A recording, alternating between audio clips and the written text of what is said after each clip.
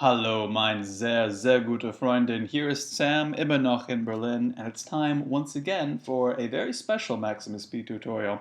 And I know it's special because I have in front of me not a regular Berlin Pills, but a Bitburger Premium Pills, an Adel Pills, if you will, on which I had to splurge and spend something crazy like 85 cents. I know, an outrageous price for practically a liter of beer, but enough about the beer. Let's focus on the Max. So I want to talk again about some cool visual effect type stuff, which seems to be the flavor of the week. I don't know. It's just sort of what interests me at the moment. And there's another cool technique for using feedback and something called jit.bfg to make some interesting visuals. So let's start by throwing in the boilerplate stuff. We need a Q Metro 33. 33 obviously is 1000 over 33 is about 60, which means this will bang at about 60 beats per second or frames per second. I'll make a trigger bang bang. This is because we're going to break our processing of each frame down into two stages. First, we're going to read the params we use to generate that frame and then actually generate it. So I'll make a send read params here. And obviously this will go out to any receives of the same name. I'm also going to make a jit.pass and a jit.p window down her. Sorry, I meant of course to say here. I don't know why I said her. And a jit.window at name Bismarck. And I think there's a C in Bismarck. Is that right? Oh man, I really hope I don't screw this up. If I screw this up, they're not going to let me stay in Germany if I screw this up. They are going to throw me out on my ass if I didn't spell Bismarck right. Oh, I hope there's a C in Bismarck. All right, well, in any case, let's just keep going. So this is going to generate our frames. This is where we're going to dump our frames. Let's also go ahead and make a key, a cell 27, a toggle, and a message box that says full screen $1. And this, of course, is just going to be so that we can make our window go full screen and go back, which is really handy.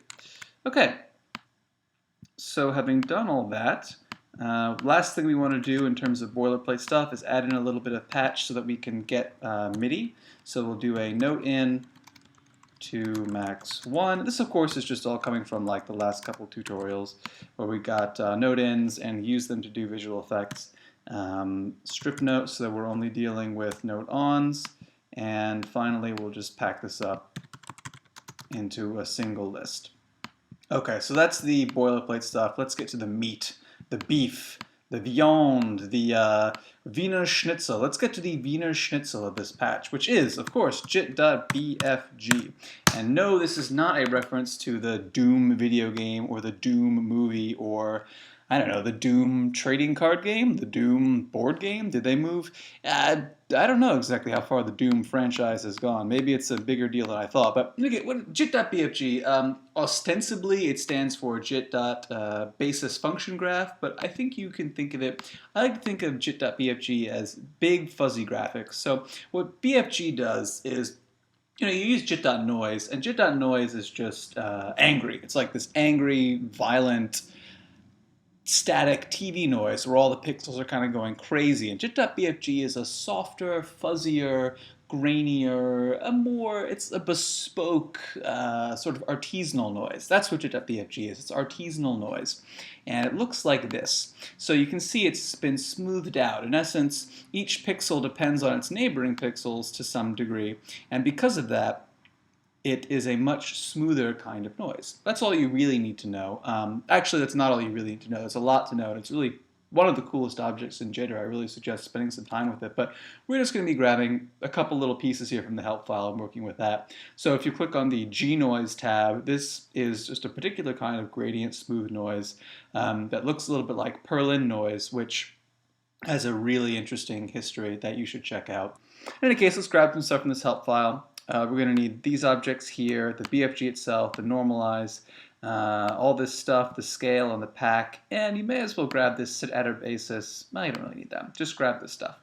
I'm going to copy this, close this help file, and paste that all here into my patch, the Wiener Schnitzel of this patch. So if I click on basis noise gradient, that tells this jit.bfg to use this noise gradient thing to generate its noise.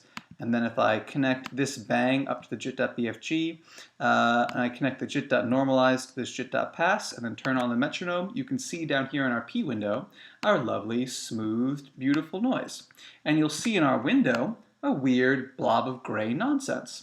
Why is that? Well, that's because this jit.bfg is generating a 256 by 256 by 1 matrix, and for some reason P window is very, very happy to handle this, but regular window thinks this is a horrible, disgusting way to format a matrix and will spit gray in your face in opposition, sort of like a cat that you feed the wrong food will vomit all over your shoes. This is jit.window, the house cat, vomiting on your shoes. So if you don't want jit.window to vomit on you, you make a jit.matrix 1 float 32 256 256, and this takes this 256 by 256 by 1 matrix and makes a 256 by 256 matrix, which is really the exact same thing, except jit.window is much, much happier with it. So you can see now jit.window is doing something normal.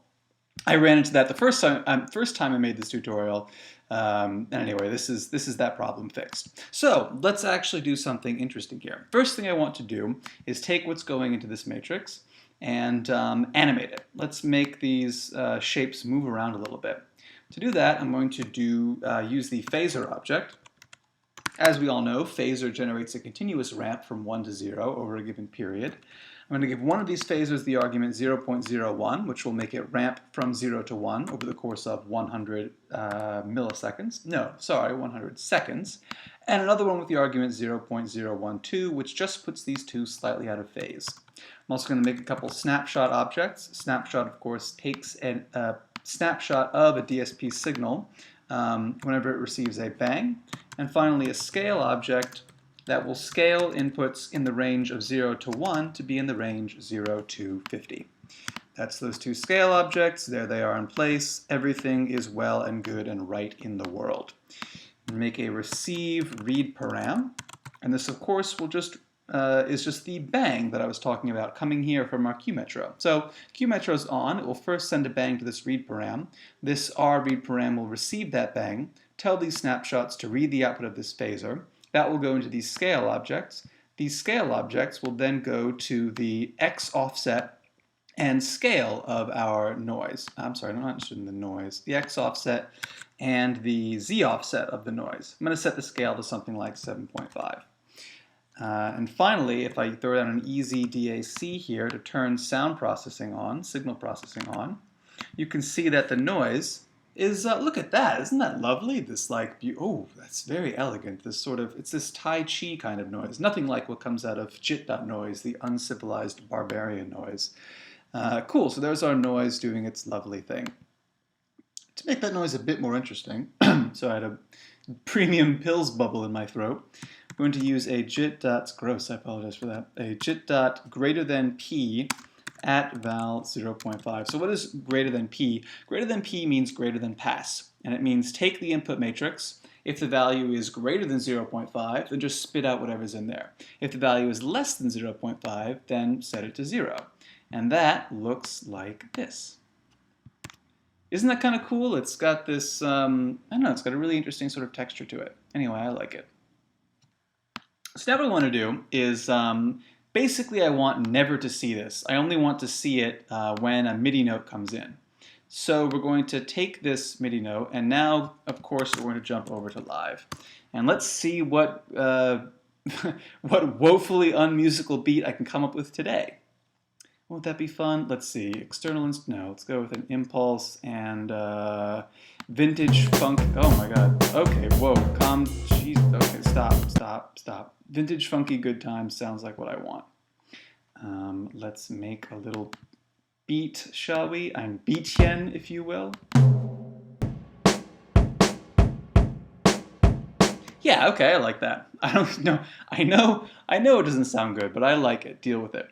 So anyway, someone clued me into a very important trick you can do here in live. Instead of copying this clip over like I was doing, like an idiot, go to the second MIDI track, click on I/O, obviously. Down here where it says monitor, click in, and then MIDI from, take Vintage Funky Good Time, take the name of that track, and now you can see when I play this, the MIDI is actually passing through this MIDI track. Really cool. And send MIDI to 2max1. Anyway, to the person who posted that tip, and oh my god, I'm so embarrassed, I didn't write down your name, but thank you so much, that's really, really helpful. So anyway, we've got our MIDI clip, it's going through live, coming out in max, and then what I want to do is, as always, throw in a function object. Here's our function. We'll make a bang here so that whenever we get a note on, we trigger this function, and make a little function like so. And then a line tilde object and a snapshot tilde object. And this is just going to read the output of this function object, and we're going to use this, of course, to set this to set the water level, as it were, to kind of like increase and decrease the what do you call this thing? The cutoff for this matrix. So let's make a receive read param and connect this to the snapshot. Yeah, cool. So I think now if I hit this bang, yeah, cool. All right, watch this. Now we go back to live and we start live playing. Oh, it's gonna look so cool. You're gonna be this. I told you it was a special. There was a reason I splurged on this premium pills. Check this out.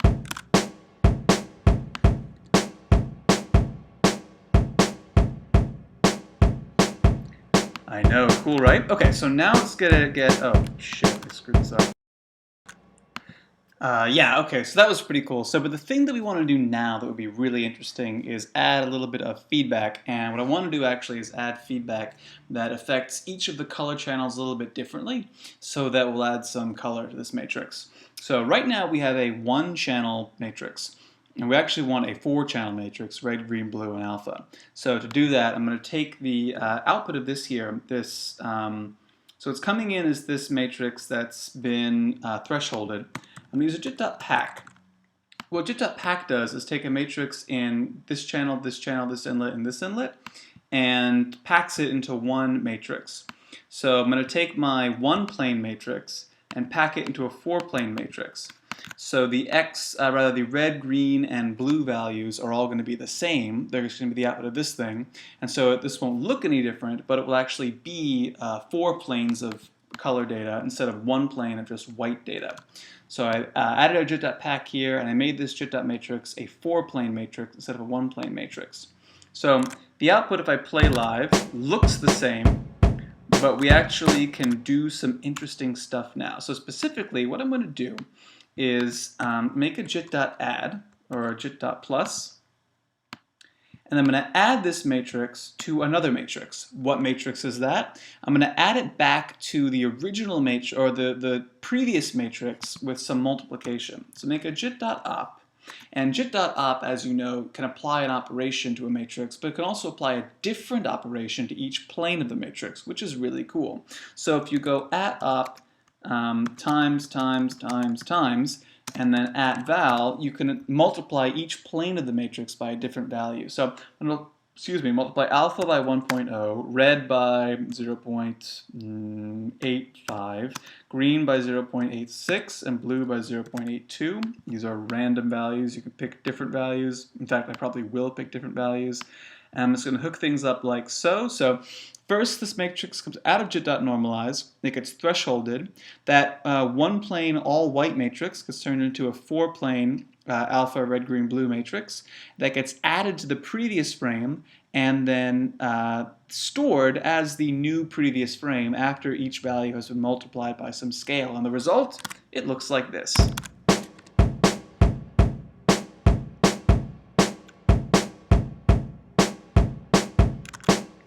We can play with some values here. Like that looks really yellow, and I'd rather it didn't. Which we can do by upping the blue, I think. That doesn't seem to do anything. I wonder if it's...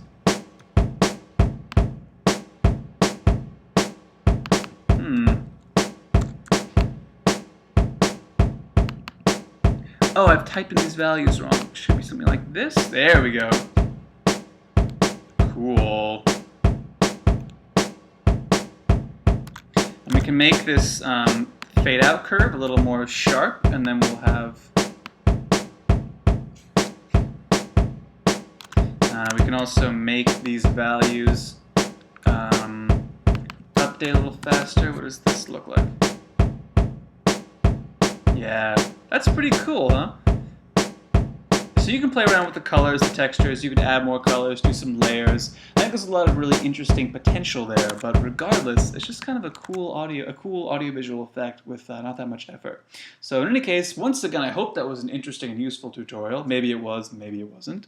Regardless, thank you for watching, and hopefully I'll talk to you guys again very soon. And once again, with even more feeling, if you're in Berlin and you want to talk Max, hit me up. I'm always down to chat and grab a premium pills, or even maybe there's a double premium pills, who knows, something really fancy.